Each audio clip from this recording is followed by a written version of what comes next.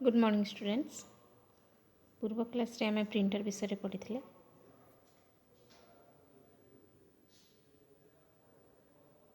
आज आमे ताहार किछि प्रश्न उत्तर अभ्यास करिबा। प्रथमे शून्यस्थान पूर्ण कर। प्रिंटर एक डैश यंत्र। पिला माने तुमे जानिछ प्रिंटर एक आउटपुट यंत्र। आउटपुट प्रिंटर एक आउटपुट यंत्र। डैश द्वारा आमे लेखा और फोटो चित्र को कागज रे छापी थाउ। एहार उत्तर मध्य प्रिंटर हेबो। प्रिंटर डैश प्रकारर। प्रिंटर तीन प्रकारर। डैश प्रिंटर द्वारा कम समय रे अधिक तथ्य छापी होई थाए। एहा लेजर प्रिंटर हेबो। लेजर प्रिंटर द्वारा आमे कम समय रे अधिक तथ्य छापी पारि थाउ। तापरे रंगीन फोटो पाई डैश प्रिंटर आवश्यक होई थाए। रंगीन फोटो पाई इंकजेट प्रिंटर आवश्यक होई थाए। इंकजेट रंगीन फोटो पाई इंकजेट प्रिंटर आवश्यक होई थाए।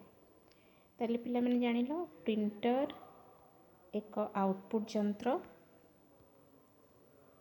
प्रिंटर द्वारा आमे लेखा और फोटो चित्र को कागज रे छापी थाउ। प्रिंटर तीन प्रकारर।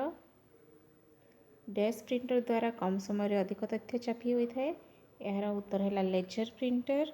रंगीन फोटो पाई इंकजेट प्रिंटर आवश्यक होई थाए।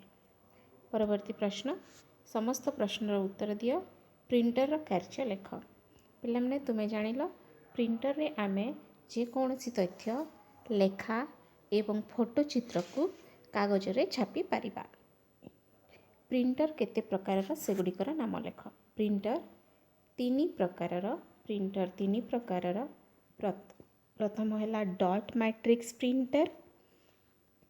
द्वितीय है इंकजेट प्रिंटर एवं तीन रे है लेजर प्रिंटर।